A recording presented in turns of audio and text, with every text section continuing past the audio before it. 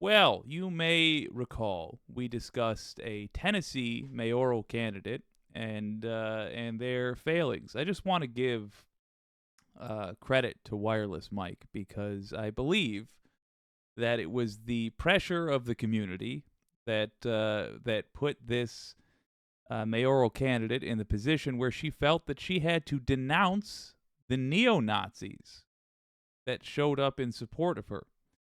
I don't know why I'm bothering with the term neo-Nazi. A neo-Nazi is just a modern day Nazi. So I don't know why. I can't say with certainty why she chose to denounce the Nazis that support her. But like a Republican who is caught doing something that they wanted to do, she did weekly denounce those Nazis, and then they responded. Here's the article. Come to us from Raw Story. Neo-Nazis contradict claim by right-wing mayoral candidate. They say she invited us. Does not surprise me that a right-wing candidate would invite Nazis and enjoys being around Nazis and wants to be quietly known to be surrounded by Nazis. The problem is she was loudly known to be surrounded by Nazis. The neo-Nazis who showed up at Franklin, Tennessee mayoral candidate Gabriel Hansen's candidate forum on Monday, including one who walked alongside her, are contradicting her claim that she did not invite them to the event. Hansen issued a press release 2 days after the candidate forum stating that she did not hire the group that showed up at the debate the other night, nor did I ask them to participate as security for the event, while presenting screen grabs from the white supremacist group that pushed baseless claims about her opponent. But on Thursday morning, a Telegram channel associated with Hansen's neo-Nazi supporters, in other words, the Nazis like this person, they support her. Do you want to be on the same side as Nazis? Is a question many Americans need to ask themselves. Denounced Hansen as a liar. No, she didn't hire them, but she most definitely did ask them to be there, the Patriot Girls United Uncensored channel posted, alongside a screen grab of Hansen's press release. She said she had received threats from Antifa. Why in the hell would a group of guys that live nowhere near Franklin care about who the damn mayor is? She's just another lying ass politician, the post concluded. Well, on that, and only on that, I agree with the Nazis. She is just another lying ass politician.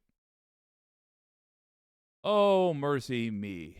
So, what does this mean? Well, it means that putting pressure on these punks works.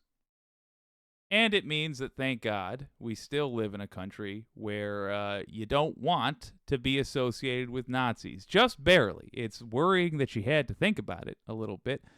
To be clear, in case you missed the other episode we did on this punk, she sold them the space they use for their little neo-Nazi fight club. She associates with them professionally and personally, frequently. And it does appear as though she did. Setting aside all the other lies she says, it does appear as though she did invite them to be there, and her intention was to intimidate people, was to scare off people who would, question her, make her look foolish. Maybe by asking about why she used other people's pictures and pretended like she was friends with these people.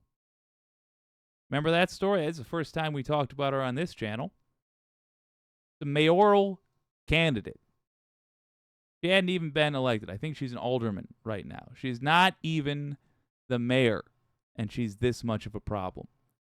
This is a great example of the kind of thing that's happening in your town. If there's a Republican running, there is someone of this character running. Ask yourself something honestly. Could you really not beat people that are this bad in a race for mayor? Ask yourself this. Does a Republican have any idea what any politician is supposed to be doing? Truly. I don't mean in terms like could they give a speech about it and get away with it, like giving a book report without having read the book and just speaking vaguely enough. I mean, if they actually had to sit down and write out what the responsibilities of the office are, would a Republican be able to do it? I can't think of one that would. Not until you get to the national level, and even then I think they would be largely bullshitting. I genuinely don't think they even know what they're supposed to be doing in office. They only see these positions as a way to steal from you. That's it. That's all it is to them. At the local level, they use it to give private businesses contracts, or nice government contracts, and then they get a kickback. That's what they do at the local level. On the national level, they do the same thing, but it's fully legal. Ask yourself honestly, can you not beat somebody like that in a race for mayor? You can. If you watch this show, you are, by selection, a fan of other shows which also inform. You could know nothing about the job and get elected, and within a week, you would be a more capable mayor than any Republican in the United States. You would be a better mayor because you wouldn't be trying to harm people. When they get better at the job, all they get better at doing is swindling people.